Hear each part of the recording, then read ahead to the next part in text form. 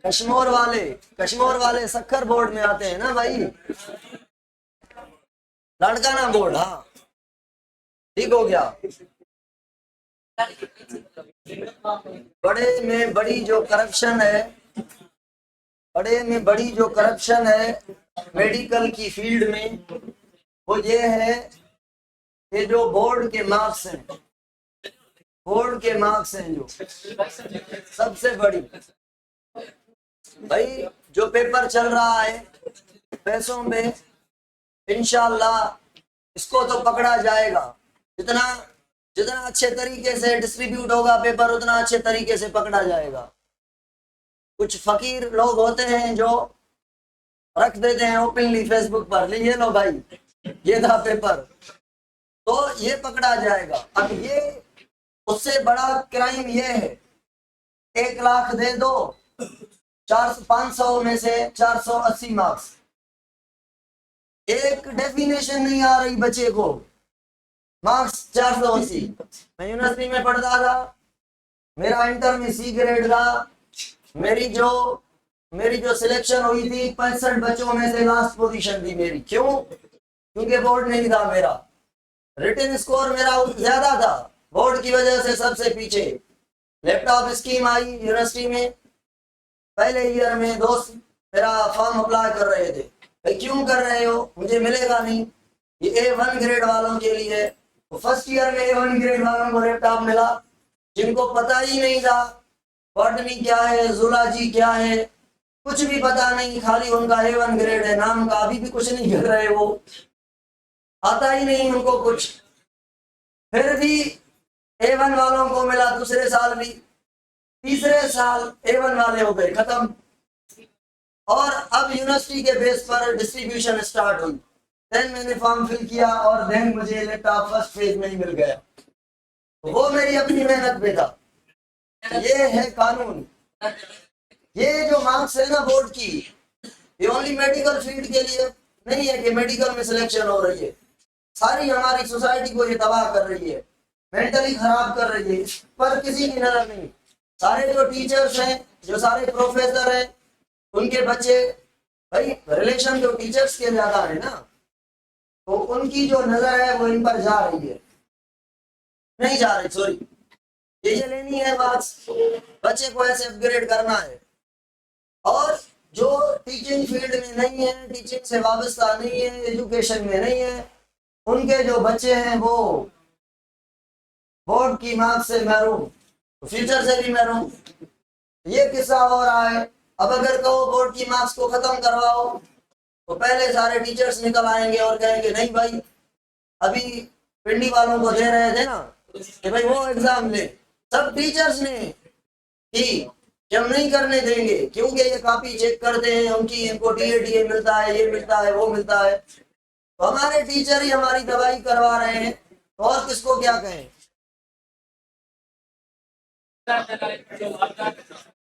इदारे इदारे इतने डोमिनेंट हो गए हैं, इदारे इतने डोमिनेंट हो गए हैं कि मैं क्या बताऊं। एक मिनिस्टर ने कॉल की, मिनिस्टर ने, वैसे तो ऐसा नहीं होता, एक मिनिस्टर ने कॉल की एक इदारे वाले को कि भाई ये काम करना है, वो लीगल काम था कि ये काम ऐसे करना है, क्यों दलील कर रहे हो आवाम को, ये करना है। उसने जवाब दे दिया कि मैं ये काम नहीं करूंगा। वो काम करता तो मतलब वो लीगल काम था, सही काम था, वो भी नहीं किया। और करप्शन वाले सबसे पहले, आओ भाई ऑफर लगी पड़ी है, चलो ये चीजें होती रहेंगी भाई।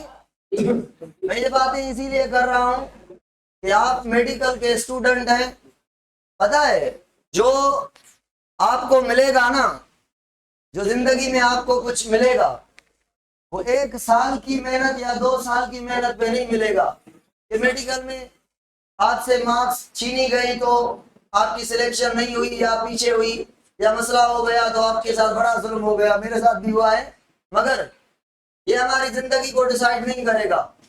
आपका जो एटीट्यूड है, आपकी जो नेचर है, आपके अंदर जो इंसाइट है, जो नॉलेज है, जो आपके अंदर इंसानियत है, किरदार है, अखलाक है, उठना बैठना है, ये आपको मंजिल देगा। और जिंदगी बहुत बड़ी है, मेहनत करें, अच्छे से मेहनत करें, ताकत वाली मेहनत करें, दिल लगा के मेहनत करें। एक तरफ मेहनत करें, ये चीज भले आपको ना मिले, इससे और ऊपर वाली चीजें मिल जाएंगी। जिंदगी बड़ी है, एक साल आप इससे गिरेंगे, अगर उठेंगे तो बहुत दूर जाएंगे, ऊपर जाएंगे, पीछे नहीं। अल्लाह पाक पे यकीन रखें। और शुड बी स्टार्ट नाउ।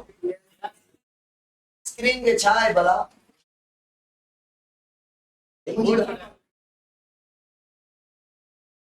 सही दाए। चलो भाई, सही है, ऐसे ही कहा किसी बच्चे ने। टॉपिक ऑफ द डे, ये प्लांट थर्मोरेगुलेशन कैसे करते हैं।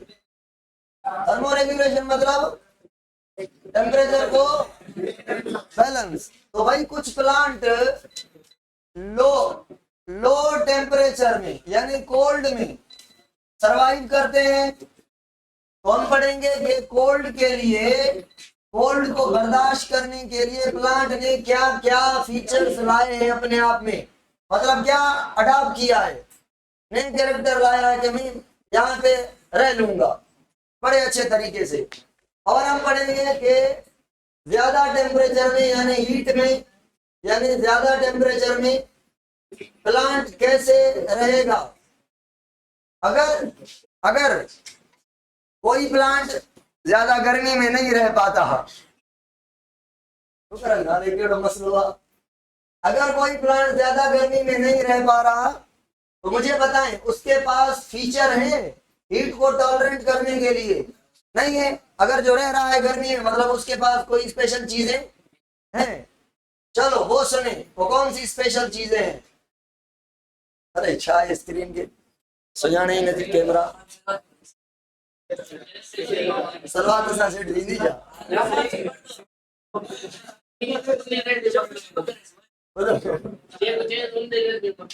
हाँ अरे छो यार ये करे स्क्रीन। हाँ यार नती ठाए थे जो मेरी बेइज्जती करे लो। अला बदो सुने भाई,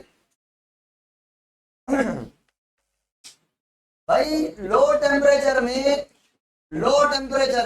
प्लांट को ज्यादा नुकसान होगा या हाई टेम्परेचर में? क्योंकि एंजाइम टूट जाएंगे, डीनेचर होंगे। अगर डीनेचर हो गए तो दोबारा नहीं होंगे रिकवर। चलो, और यहाँ पे अगर डीनेचर होंगे नहीं, अगर इनएक्टिव हो भी गए तो अनफेवरेबल कंडीशन आने पर सही हो जाएंगे, जम जाएंगे ना, बॉन्डिंग काम नहीं करेगी, फ्रीजिंग हो जाएगी।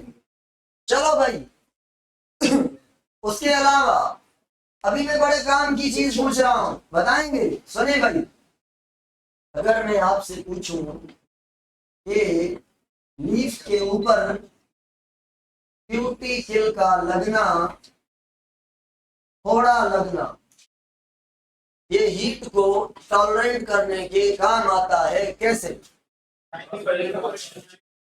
डिक्रीज होगी तो ट्रांसपेरेशन ज्यादा होगी, ट्रांसपेरेशन ज्यादा होगी तो लीफ का अंदर वाला एनवायरनमेंट ठंडा पड़ेगा, कूलिंग एनवायरनमेंट बढ़ेगा, टेम्परेचर को मेंटेन करने के लिए ट्रांसपेरेशन। अच्छा सुने, अगर कोई प्लांट, भाई सारी धरती तो एक जैसी नहीं है कि पानी इक्वल डिस्ट्रीब्यूट है, एक ही जितना कि भाई जितना ट्रांसफर करो मिलता रहेगा, ऐसा है नहीं है। तो कुछ प्लांट ऐसी जगह पे रह रहे हैं जहां पे एब्जॉर्प्शन कभी ज्यादा हो रही है, कभी कम या बिल्कुल कम हो रही है। अगर वो प्लांट गर्मी में रह रहा है तो उसको क्यूटिकल को क्या करना पड़ेगा पता है? थोड़ी thick and shiny. Shiny cuticle का क्या मकसद है? शाइनी क्यूटिकल का मतलब है कि ये जो लीफ है, जैसे इस पर लाइट लगेगी रिफ्लेक्ट होगी। जब लाइट रिफ्लेक्ट हो जाएगी तो लाइट में तो एनर्जी है, लाइट की वजह से तो टेम्परेचर बढ़ता है लीफ का, अगर लाइट एब्जॉर्ब ही नहीं हुई, ज्यादातर लाइट ये वाला लीफ क्या करेगा, वापस भेज देगा। तो लीफ के अंदर का टेम्परेचर उतना नहीं बढ़ेगा। जब उतना नहीं बाहर गर्मी है मगर गर्मी लीफ के अंदर नहीं जाएगी। क्यों नहीं जाएगी? क्योंकि लाइट नहीं जाएगी। लाइट लेके जाती है गर्मी, क्योंकि लाइट में एनर्जी है। तो अगर गर्मी ज्यादा गई नहीं तो उतनी ट्रांसफर करने की जरूरत किसको नहीं है। यही तो ये चाहता है कि भाई मैं ट्रांसपायरेशन अफोर्ड नहीं कर सकता क्योंकि मुझे पानी उतना नहीं मिल रहा। समझ आ रही है? तो शाइनी क्यूटिकल और थोड़ी क्यूटिकल ये है हीट को अडॉप्ट करने के लिए। और अगर मैं कहूं क्यूटिकल को बहुत मोटा बना लिया जाए, थिक बना लिया जाए, ये फीचर है सर्दी को बर्दाश्त करने का। क्यों भाई? क्यों? क्योंकि जब क्यूटिकल मोटी होगी, इतनी मोटी होगी, इतनी मोटी होगी कि यहाँ पे एनवायरमेंट में जो कोल्ड है वो एब्जॉर्ब ही नहीं होगी। तो जो थिक क्यूटिकल है वो काम कर रही है एज अ इंसुलेटर। ठंड से बड़ी जैकेट है ये, कंबल पहना हुआ है, जैकेट पहनी हुई है। किसने? लीफ ने, फ्रूट ने, प्लांट ने। इससे ठंड एब्जॉर्ब ही नहीं होगी, है ना। सेल्स कितना दूर रहेंगे माहौल से। जितनी क्यूटिकल मोटी सेल उतने आइसोलेट, सेपरेट, तो ठंड से दूर है। जब क्यूटिकल हटाएंगे तो ठंड सीधा अटैक करेगी सेल्स के ऊपर। तो सेल्स में प्रोटीन है, लिपिड है, कार्बोहाइड्रेट है। लिपिड तो जम जाएंगी, प्रोटीन पर भी इनएक्टिवेशन होगी। ठंड है ना, इनएक्टिवेशन होगी, जमने लगेगी जल्दी में, फ्लेक्सिबिलिटी खत्म होगी, लचक खत्म होगी। एंजाइम जो अपने आप को इंड्यूस करके काम करता है वो नहीं हो पाएगा। ये चीजें आएंगी, इसलिए ठंड को एब्जॉर्ब भी नहीं होने देना। Thick cuticle. अच्छा, अभी मैं दूसरी बात पूछ रहा हूं कि भाई अगर मैं कहूं कि प्लांट क्या करते हैं, बार्क बनाते हैं, बार्क मोटा, या कार्क बनाते हैं मोटा। क्या बनाते हैं? Bark plus. अब ये कॉन्सेप्ट क्लियर है?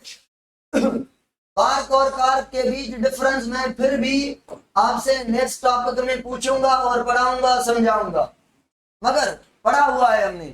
बार्क और कार्क जितना मोटा होगा उतना स्टेम के ऊपर होता है ना, वुडी स्टेम के ऊपर कार्क होता है।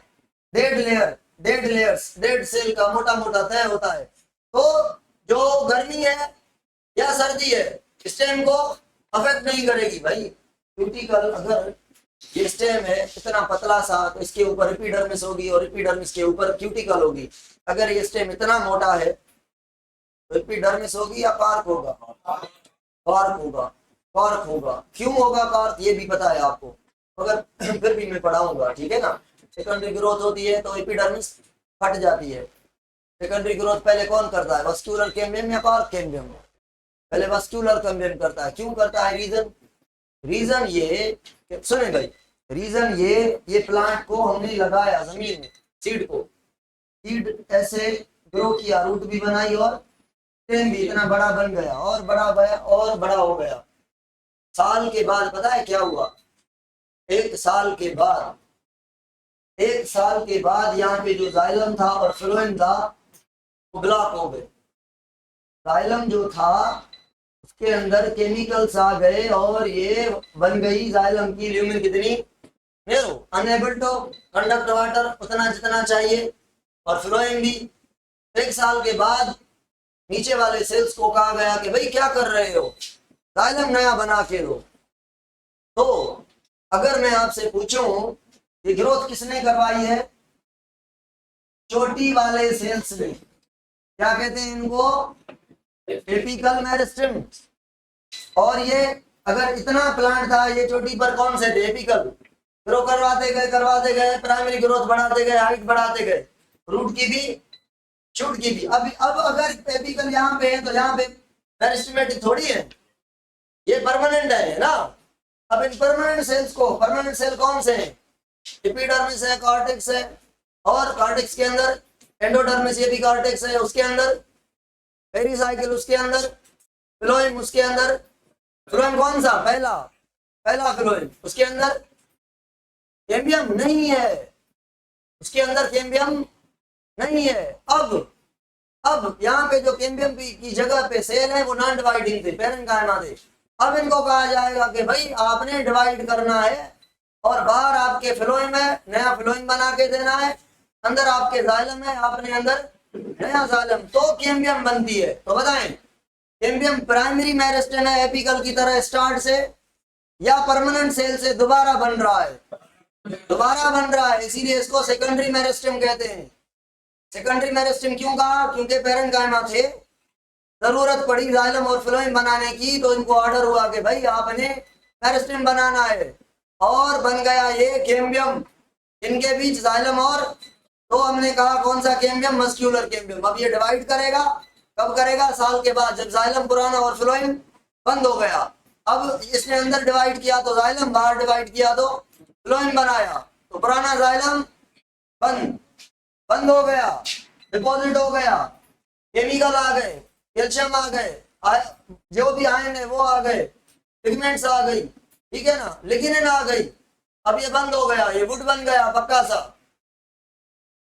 पुराना जाइलम प्राइमरी जाइलम, नया जाइलम सेकेंडरी जाइलम। अब मुझे बताएं पुराना जाइलम है पहले वाला, वो किससे बना? प्राइमरी मेरिस्टेम से या सेकेंडरी से? पहला जाइलम और पहला फ्लोएम। जब एपिकल बढ़ते गए, जब ऊपर चलते गए तो नीचे वाले सेल परमानेंट होते गए, उनमें से कुछ एपिडर्मिस हुए, उनमें से कुछ हाइपोडर्मिस हुए, उनमें से कुछ जनरल कॉर्टेक्स हुए, उनमें से कुछ एंडोडर्मिस हुए, ये परमानेंट है ना सारे, उनमें से कुछ पेरिसाइकिल हुए, उनमें से कुछ फ्लोएम हुए, कुछ जाइलम हुए, कुछ पिथ हुए। तो ये जो सारा स्टेम का हिस्सा है ये सारा प्राइमरी मेरिस्टेम से बना है। अब ये जो मस्क्यूलर कैम्बियम है ये अब परमानेंट से नहीं बनी है, दोबारा मेरिस्टेमेटिक हुई है। अब जाइलम जो नया बनेगा ये सेकेंडरी मेरिस्टेम से आएगा। समझ आ रही है बात? ये मैं पुरानी बात को कंक्लूड कर रहा हूं यहाँ पे, ताकि आपको बात समझ आ जाए कि किस्सा क्या है। पहला जाइलम कैसे सेकेंडरी मेरिस्टेम से बना? सेकेंडरी मेरिस्टेम पहले था ही नहीं, प्लांट बढ़ता गया, जाइलम फ्लोएम बनता गया, ये पहला जाइलम और पहला फ्लोएम, ये तो प्राइमरी मेरिस्टेम से बना ना, है ना। जब दूसरे जाइलम और फ्लोएम की नीड पड़ी तो जाइलम और फ्लोएम के बीच लिविंग सेल थे पैरेन्काइमा, उनको ऑर्डर दिया गया कि भाई नया जाइलम बनाओ, नया फ्लोएम बनाओ। तो इन्होंने पैरेन्काइमा सेल्स ने डिवाइडिंग पावर ले लिया और इन पैरेन्काइमा को अब कहा दोबारा मेरिस्टेम कैम्बियम। समझ आ रही है बात? सुबह सर 9 बजे रखो सिर्फ फर्स्ट ईयर हे नरक दादे इंटर सिर्फ फर्स्ट ईयर आईडी ही अलाइन आ दे दो बस आईडी अलाइन आ दे क्लास 9 बजे अलाइन आ दे वहां पहुंची हुए बची करे स्टार्ट करनो पहले क्लास या सर अली मुराद साहब क्लास स्टार्ट करनो जेको करे न्यू चलो तो कोई ना करे ना कोई ना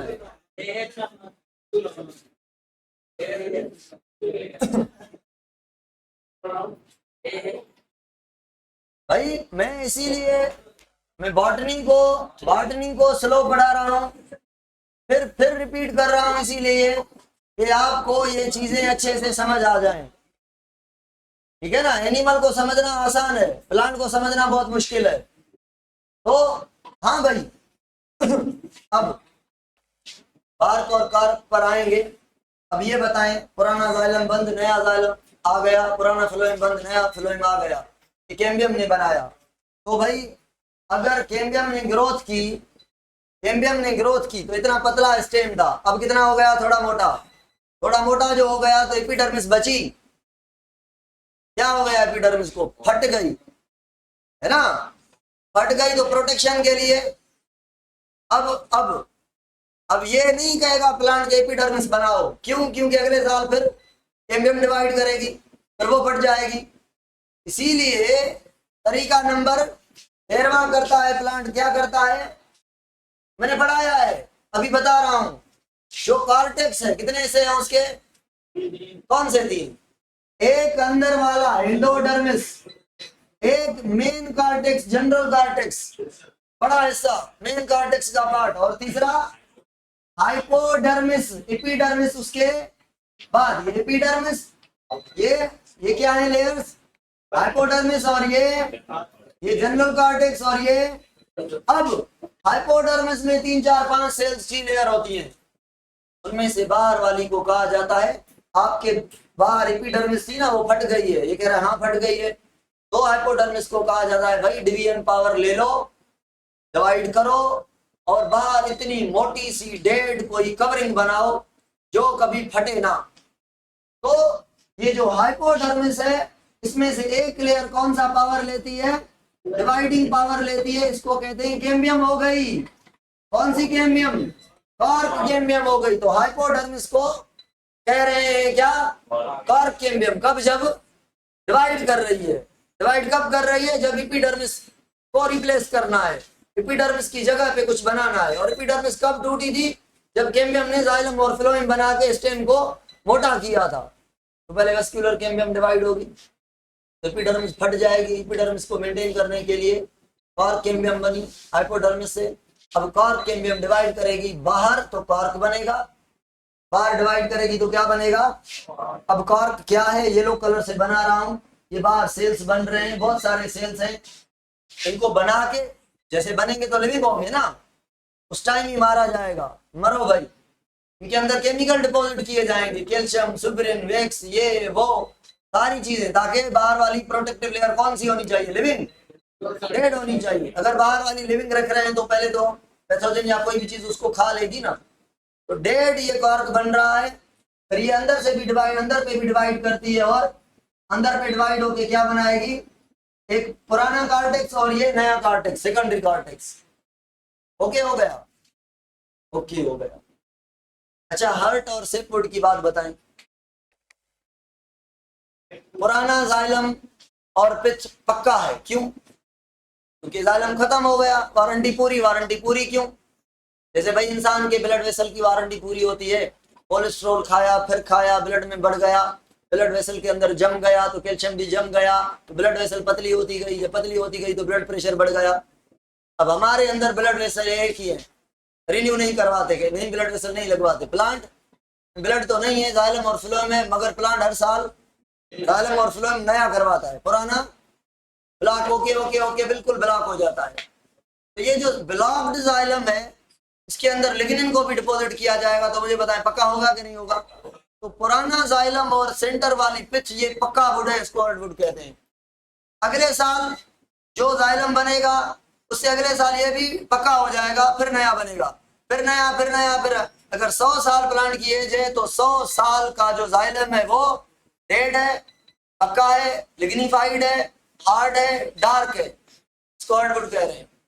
और बाहर वाला जो एक जाइलम नया बना है, अभी अभी जो कंडक्शन कर रहा है, ये सॉफ्ट होगा, सॉफ्ट होगा, और यही कंडक्शन कर रहा होगा किसकी, सेप की, तो सेपवुड जो सेप को कंडक्ट करता है, मतलब नया जाइलम इज कॉल्ड सेपवुड, और पुराने सारे जितने साल के भी जाइलम है अलॉन्ग विद पिच हार्डवुड। समझ आ रही है बात। तो एनुअल रिंग, अब एनुअल रिंग क्या है, एनुअल रिंग को भी बता के फिर चलते हैं आगे, है ना, बात खुल गई है तो क्लियर हो जाए। भाई सुने मैंने पढ़ाया था कि कैम्बियम डिवाइड करेगा, अंदर भी, अंदर जाइलम बनाएगा, बाहर ठीक। प्लांट लीफ कब फॉल करता है, फरवरी के मंथ में। मार्च का जो महीना होता है वो साल का फर्स्ट माह होता है प्लांट के लिए, क्योंकि नए नए लीफ बनते हैं। उस टाइम ग्रोथ, फोटोसिंथेसिस एक्टिविटीज ज्यादा। तो कैम्बियम अगर ज्यादा वुड बना रहा है तो मार्च, अप्रैल, मई, जून, जुलाई, अगस्त तक। जैसे ये गर्मी और स्प्रिंग ये कंप्लीट हो जाते हैं, सर्दी आने लगती है, अक्टूबर के बाद नवंबर, दिसंबर, जनवरी, फरवरी, ये 4-5 माह, इनमें लीफ पुराने हो चुके होते हैं, है ना। फोटोसिंथेसिस उतनी नहीं, पुराने लीफ, पुराने से उतना पोटेंशियल नहीं, तो उतनी फोटोसिंथेसिस नहीं हो रही। जब उतनी फोटोसिंथेसिस नहीं हो रही तो कैम्बियम को उतना फूड मिलेगा, कैम्बियम की भी तो प्लांट का पार्ट है, अगर लीफ ज्यादा बनाएंगे तो ज्यादा मिलेगा। तो जब साल के पिछले महीने हैं तो वुड भी थोड़ा थोड़ा बनेगा, है ना।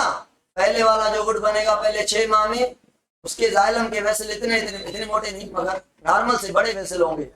मतलब पहला वाला जो जाइलम है पहले 6 माह में, मार्च से लेकर 6 माह ज्यादा भी बनेगा, कैम्बियम ज्यादा बार डिवाइड करेगी, बहुत number of xylem and phloem बनाएगी, और सारे जाइलम के वेसल बड़े बड़े ज्यादा कंडक्शन करने वाले। और पिछले 6 माह में जो वुड बनेगा वो नंबर भी थोड़ा होगा जाइलम का, और सेल भी छोटे छोटे होंगे, क्योंकि जुगाड़ करके डिवीजन हो रही है, वुड कम मिल रहा है।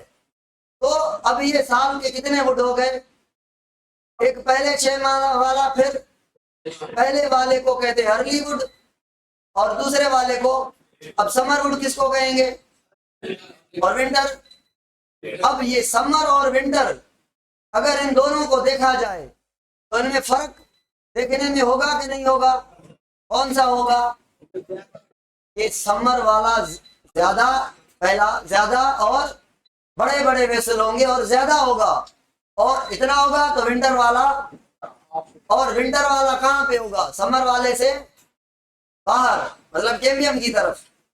समझ आ रही है, पहले तो वुड जाइलम को कह रहे हैं, समझ आ रही है, समर वाला जाइलम पहला जाइलम, विंटर वाला जाइलम। अब ये दो तरह के लेयर बन गए हैं, ये दोनों लेयर एक साल में बने, एक अर्ली वुड है, अर्ली वुड मतलब समर वुड, लेट वुड मतलब विंटर वुड, ये दो एक साल में बने, ये दोनों के दोनों खत्म हो जाएंगे, डिपॉजिट हो जाएंगे अगले साल फिर ऐसे दो नए। समझ आ रही है, तो ये दोनों लेयर अर्ली और लेट दोनों को मिला के साल का वुड कह सकते हैं, और ऐसे अगले साल दो बनेंगे अर्ली और लेट, वो भी एक साल का वुड होगा, ये एनुअल वुड है। अब एनुअल वुड, इस साल का वुड और अगले साल का वुड में फर्क होगा कि नहीं होगा, डार्क कौन सा होगा, पहले साल वाला या दूसरे साल वाला, पहले वाला, क्यों सही, क्योंकि उनमें लिग्निन कैल्शियम पता नहीं बहुत सारे के वो डार्क हो गया होगा, और जो नया होगा वो सफेद होगा, उतना डार्क नहीं होगा, लाइट होगा और गर्म होगा, है ना। तो ये जो हर साल एक रिंग बन रही है, अगर इसको 50 साल गुजर जाए तो हर साल के रिंग में थोड़ा थोड़ा डिपोजिशन के हवाले से फर्क सबसे पक्का साल पहले वाला वुड या 50वें साल वाला वुड, कॉमन सेंस है। तो ये अगर स्टेम को कट करें ना, 100 साल के स्टेम को कट करें तो 100 लेयर बनी पड़ी होंगी। इन लेयर्स को, जो लेयर्स हैं, इनको कहेंगे एनुअल रिंग्स। तो एनुअल रिंग्स क्यों हम काउंट करते हैं, क्या देखने के लिए, एज देखने के लिए। तो प्लांट को काटने के बाद प्लांट की एज का पता चलेगा, हम अपना CNIC देख के पता चलता है कि ये इसकी डेट ये है, प्लांट का कोई CNIC नहीं बना हुआ, काट के देखेंगे।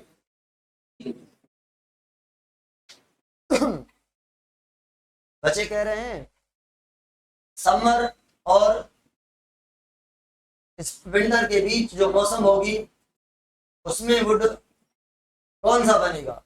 भाई सर्दी के बाद कौन सी मौसम आती है,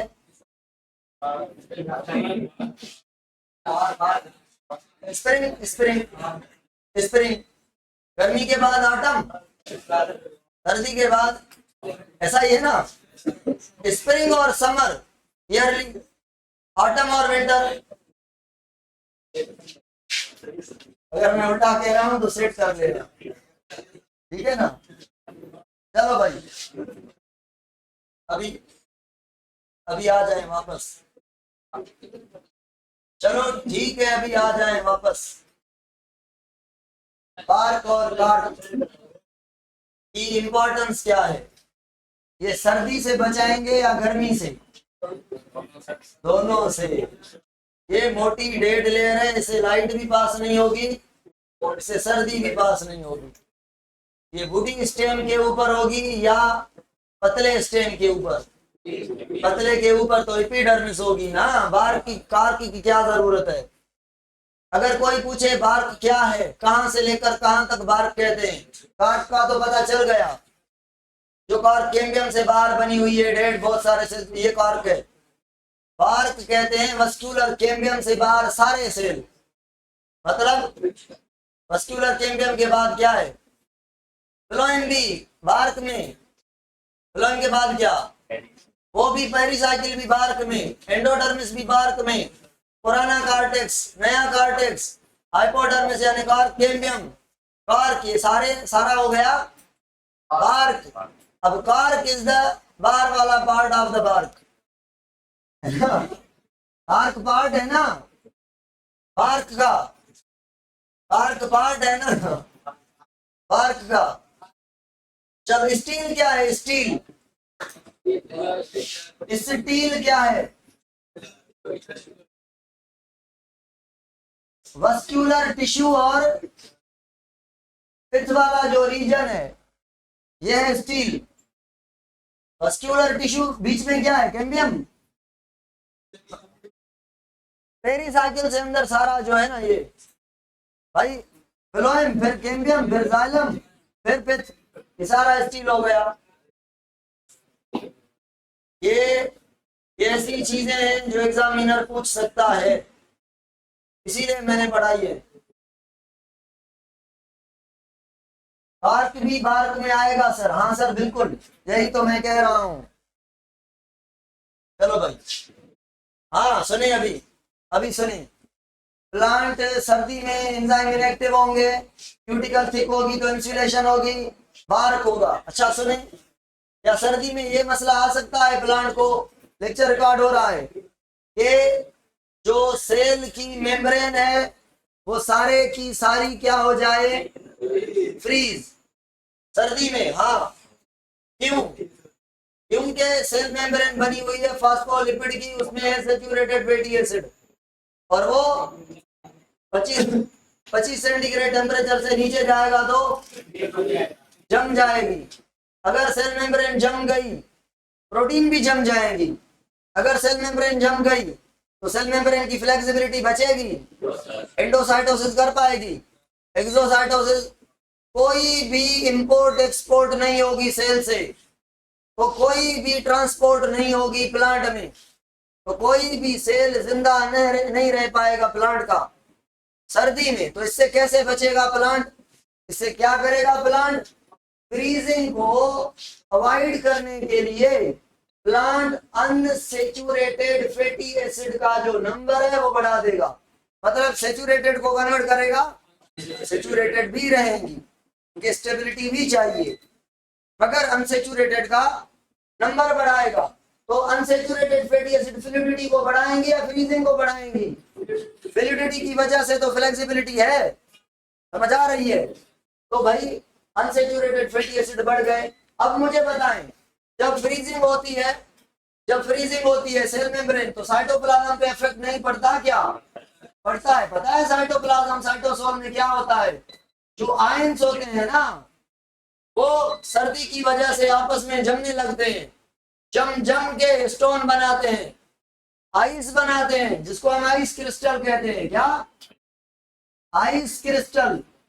आइस क्रिस्टल किससे बने, कब, जब ठंड पड़ रही है ज्यादा, जो साइटोप्लाज्म है कूल पड़ गया है, फ्रीज हो रहा है, आयंस जम रहे हैं, ऑर्गेनिक चीजों के साथ आयन आपस में खुद जैसे स्टोन बनती है। तो भाई अगर आयन बन गए हैं कुछ, अब सेल मेम्ब्रेन को तो फ्रीज से निकाल दिया गया, फ्लूइडिटी बहाल की, अब इन आइस क्रिस्टल का क्या करें। तो प्लांट में सेल मेम्ब्रेन में फ्लूइडिटी आ गई है, अब इन क्रिस्टल को उठा के बाहर फेंक देगा इनटू द सेल वॉल। तो ये डिपॉजिट किए जाएंगे कहां पे, प्रोटोप्लाज्म से बाहर। सेल मेम्ब्रेन कह रही अभी मैं फ्रीज नहीं हूं, अभी मुझ में लचक है, मैं आपको अंदर से उठा के बाहर फेंक सकती हूँ। एक्सोसाइटोसिस से ये करेगी, फिर सारे साइटोप्लाज्म में number of unsaturated fatty acid distribute कर देगा सेल, सारे साइटोप्लाज्म में number of unsaturated fatty acid distribute करेगा। फायदा कि साइटोप्लाज्म बराबर टू द ऑयल, साइटोप्लाज्म बराबर टू द ऑयल, ऑयल मतलब अनसैचुरेटेड फैटी एसिड, और ये जमेगा।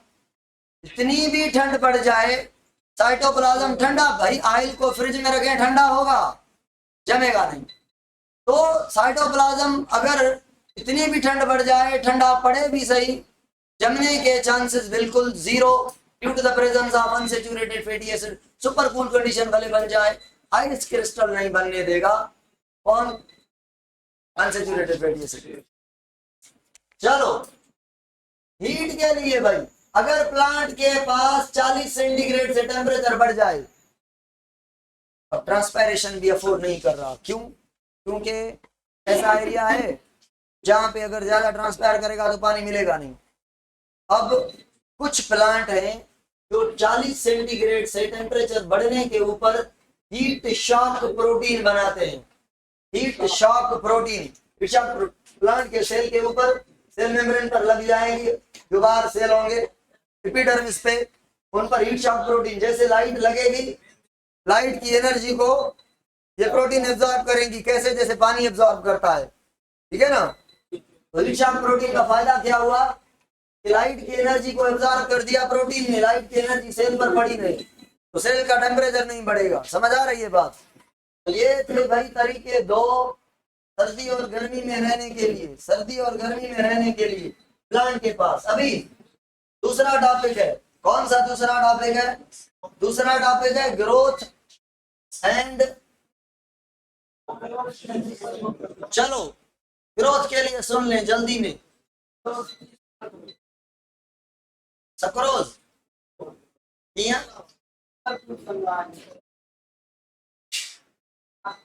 सक्रोज जो है ना, सक्रोज प्रमोट करेगा, मगर प्लांट, अब ये पंजाब में लिखा हुआ है कि प्लांट के अंदर फर्कटेन नाम के केमिकल बनते हैं। फर्कटेन्स जो ठंड को नहीं होने देंगे, साइटोप्लाज्म को ठंडा नहीं होने देंगे, ठंड से बचाएंगे।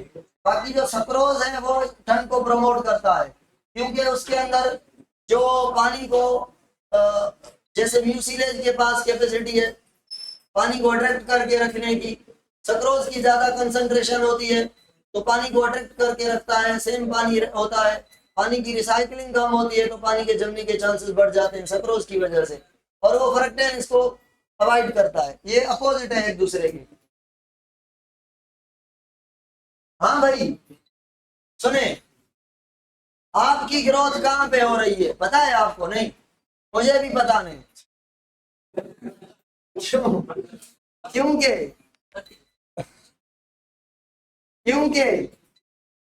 क्योंकि ग्रोथ हमारी अनलोकलाइज है। अनलोकलाइज मतलब हाँ रेंडमली होती है, रेंडमली होती है। पता है प्लांट की ग्रोथ कहाँ पे होती है? सुनिए, प्लांट के 3 रीजन होते हैं। पता होता है कि भाई एक तो ग्रोथ हो रही है चोटी पर, दूसरा तो ग्रोथ हो रही है साइड पर। बताएं भाई ये वाला कौन सा कैम्बियम है, ये वाला कौन सा कैम्बियम है? ये वाला, ठीक है। ये जब ये कौन से प्लांट में होगा? हर्ब में, शर्ब में, वुडी प्लांट में, जिम्नोस्पर्म में, टेरिडो में भी नहीं होगा। ब्रायोफाइट में एपिकल मेरिस्टेम और लेटरल मेरिस्टेम में से कौन से होंगे, कौन से नहीं होंगे, या दोनों होंगे या दोनों नहीं होंगे? अगर एपिकल होते तो ब्रायोफाइट इतने होते, है ना। थैलस ऐसे ग्रो करता, थैलस ना होता। रैंडम ग्रोथ हो रही है उनमें भी, इसीलिए ब्रायोफाइट का मास बन रहा है। ब्रायोफाइट ऊपर नहीं आ रहे, बड़े नहीं हो रहे, डिफरेंशिएशन नहीं हो रही, नीचे रूट नहीं जा रही। तो ब्रायोफाइट में कौन से टिश्यू एब्सेंट है? सारे, एपिकल भी लेटरल भी। मेरिस्टेमेटिक जो है ना, हाँ एक प्लांट है, आप वो बताएंगे कौन सा। एक ब्रायोफाइट है, उसके अंदर गलती से स्पोरोफाइट में थोड़ा मेरिस्टेमेटिक जोन आ गया है, इसकी वजह से उसका स्पोरोफाइट बड़ा हो गया है और यूं हो गया है, यूं हॉर्न की तरह, हॉर्न वर्ड्स। स्पोरोफाइट क्यों बड़ा है? मेरिस्टेमेटिक जोन है ना इसके अंदर। तो ये इवोल्यूशन है कि भाई हम बड़े होंगे। ये ब्रायोफाइट कह रहा है मैं टेरिडोफाइट बनाऊंगा, है ना। चलो हॉर्न वर्ड्स। बहरहाल ब्रायोफाइट में एपिकल मेरिस्टेम, लेटरल मेरिस्टेम, अगर लेटरल मेरिस्टेम होते तो ब्रायोफाइट वुडी होते। चलो जी, अब ये सेकेंडरी मेरिस्टेम इनको क्यों कहा?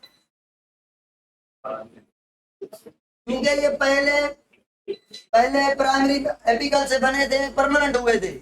जब जरूरत पड़ी नए जाइलम और फ्लोएम बनाने की और कार्क बनाने की, फिर ये मेरिस्टेमेटिक बने हैं पैरेन्काइमा से।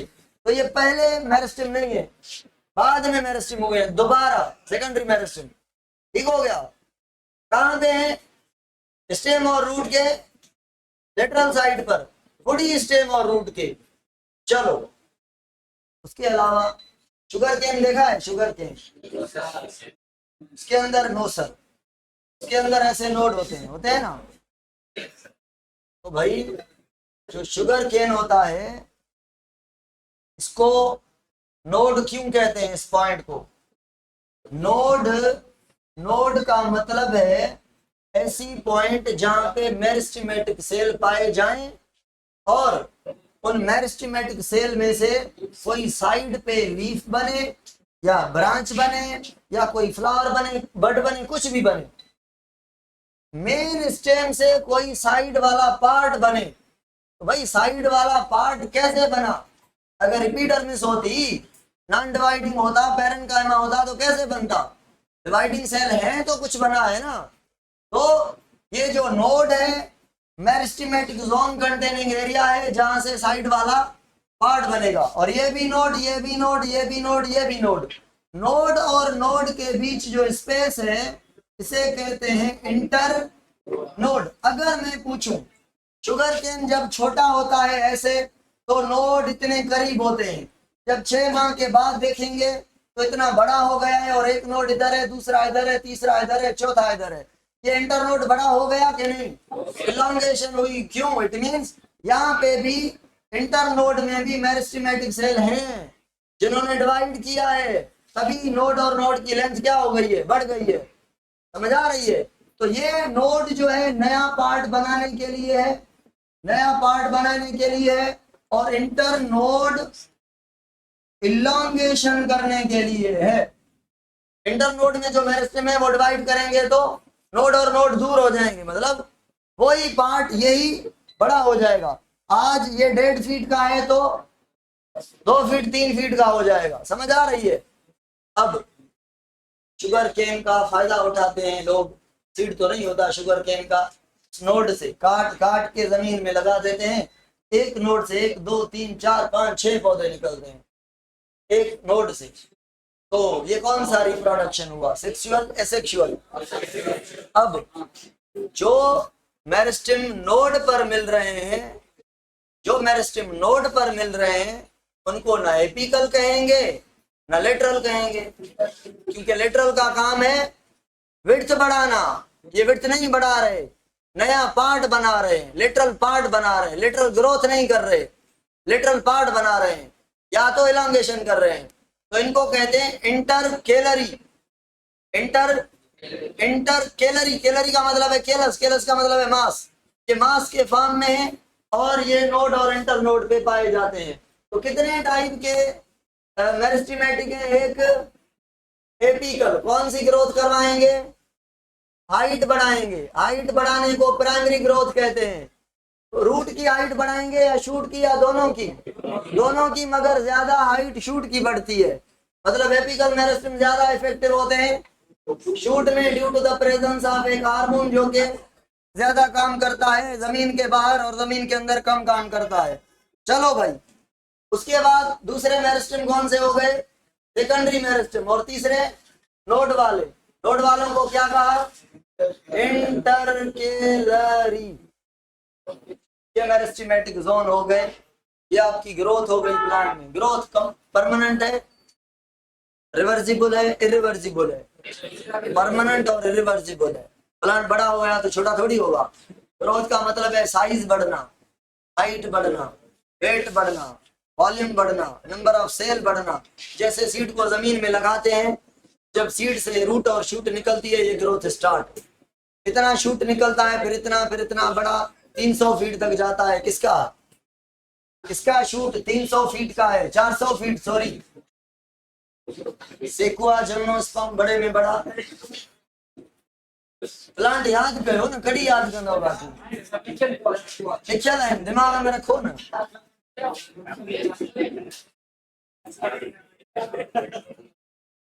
अगर छा मसलो